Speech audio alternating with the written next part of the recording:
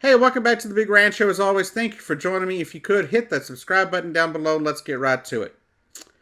Now, I want to thank everybody here at the Big Rant Show who subscribed, liked my videos, shared my videos, left comments down below. I want to thank each and every single one of you because yesterday we hit 1,000 subscribers here at the Big Rant Show. Back when I started this channel back in 2015, I never thought in my wildest dreams that I'd make 1,000 subscribers. Now, that was my goal, though, for 2019. I was hoping I would make it, but I just didn't think it was going to happen when I started this channel. But thanks to you guys out there, everyone out there watching these videos, liking my videos and subscribing and sharing, we hit 1,000 subscribers.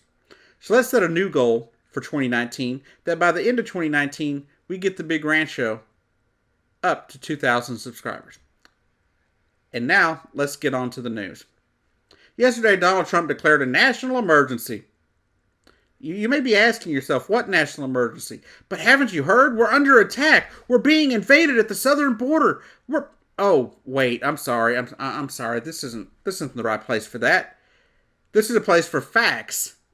There is no crisis on the border. There is no national emergency on the border. The numbers prove it. We're at a 40-year low of illegal border crossings in the country. And during the trial for El Chapo, guess what? They admitted, his drug cartel admitted, they don't send drugs across the border they send it through legal ports of entry or by boat.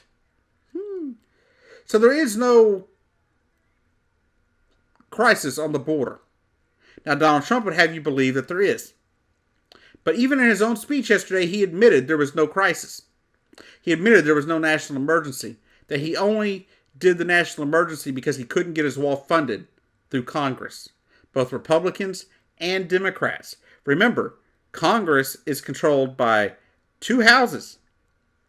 One happens to be controlled by Democrats right now, and the other is overwhelmingly just short of a supermajority. So, Congress came to an agreement. Congress finally did their job. And Donald Trump is subverting the authority of Congress. No president in my lifetime, and from what I've read, ever has declared a national emergency because a budget item was not passed. There have been government shutdowns for years. If this was the way things are supposed to happen, don't you think Barack Obama could have used it? Oh, wait, that's right. Because if Barack Obama had done something like this, there would have been riots in the streets and people with guns showing up to the White House.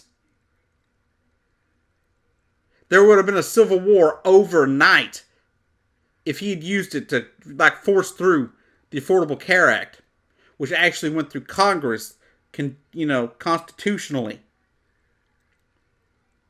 Or if after Sandy Hook, he declared a national emergency on school gun violence and declared that the gun used, the AR-15, to gun down those 26 kindergartners. There would have been riots in the streets. There would have been a civil war almost overnight. Yet, are the Republicans saying anything about it? Are they condemning Donald Trump for subverting the will of Congress? No, they're not. In fact, Mitch McConnell says he fully supports it.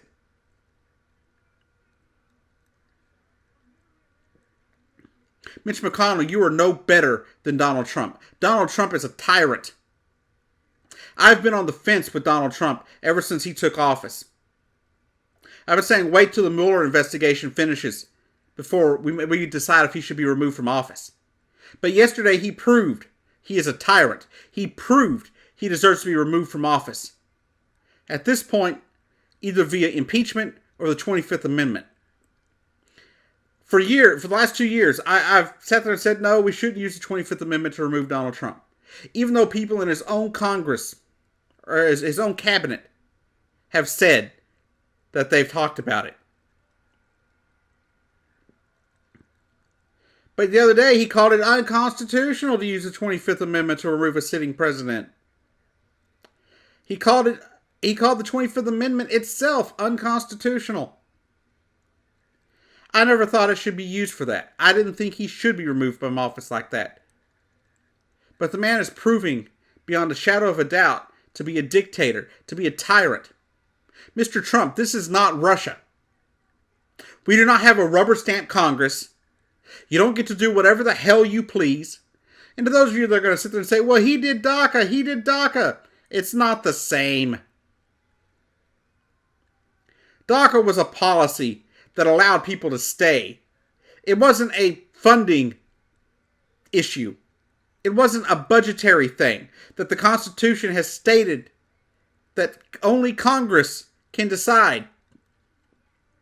Spending is decided by Congress. Our Constitution states so. The president doesn't get to make that decision. Executive orders generally have to do with non-monetary policy. Like DACA. Like fetal stem cell research, for example, as well.